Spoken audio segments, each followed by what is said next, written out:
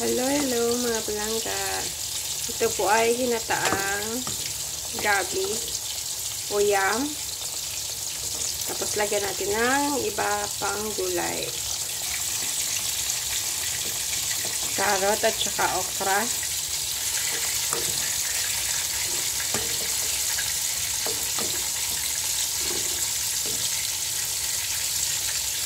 And then, lagyan po natin mamaya ng ayan, konting bell pepper at saka cabbage.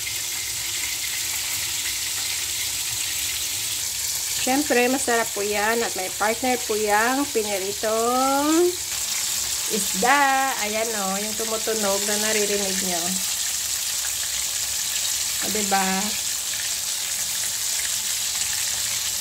Nakakatakam naman ay. Thank you guys for watching. Bye.